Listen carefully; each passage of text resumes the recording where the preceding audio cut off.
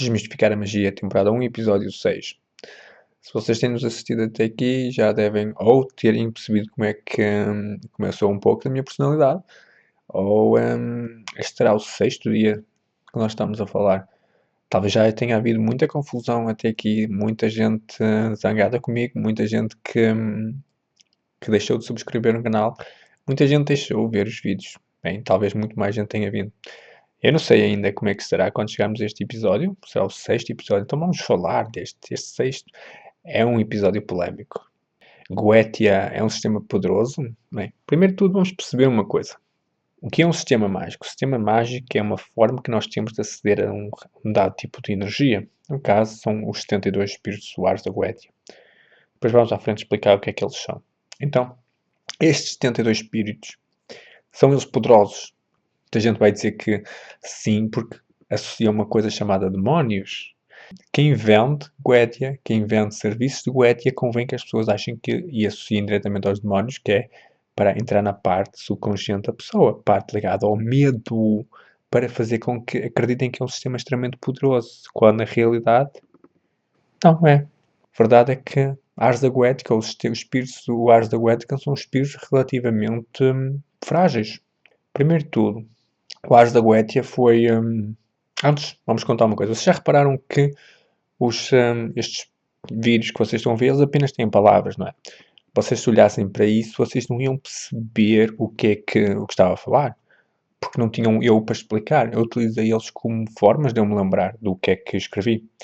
E é exatamente isso que acontece nos livros grimórios antigos. Ou seja, eles precisavam de alguém para lhes conseguir traduzir. Mas o que aconteceu é que, com o tempo, esse aluno-mestre desapareceu. E como desapareceu, as pessoas hoje em dia leem os livros de forma literal, comum. E depois leem uma coisa fantástica. É que só leem de forma literal quando lhes dá jeito. Exatamente como os católicos e como os evangélicos leem a Bíblia quando lhes dá jeito de informação. Quando não dá jeito, dizem que é desatualizada. De forma alguma estou a acusar a Bíblia de alguma coisa. O próprio Vaticano reconheceu que existia 500 mil erros nela.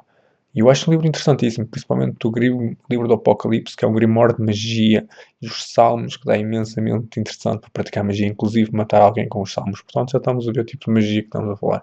Bem, são entidades com 500 anos. Bem, os espíritos Ars da Goetica, mais à frente vamos explicar o que é que eles são, mas são, o mais categoria seria mais classe servidores. Servidores são entidades feitas a partir do pensamento do ser humano. E é basicamente isso. Eles têm 500 anos, alguns mais ou menos. E eles foram inspirados no Ars da Goetica em si, foi escrito, inspirado num livro chamado A Pseudo-Monarquia Demoníaca, de John Weir, em 1577 que ele escreveu. Ele era discípulo da Agripa. A gente conhece a Agripa. Ele é um clássico do ocultismo. Uma coisa fantástica sobre John Weir, ele foi o primeiro a dizer que as bruxas não deviam ser queimadas na fogueira, porque eram apenas doentes mentais. Uma coisa que muito pouca gente sabe é que as bruxas eram queimadas na fogueira, mas era mais uma questão política, religiosa, do que realmente bruxas. Enquanto que as bruxas em si, as mulheres, eram caçadas e os que eram dito bruxos, os magos, a elite, elas continuaram a ser protegidos. Nenhum deles foi queimado. E em Portugal apenas foram queimadas 4 pessoas na fogueira. E foram queimadas porque elas gritavam à voz alta que eram bruxas. Na realidade, possivelmente é que elas fossem doentes mentais.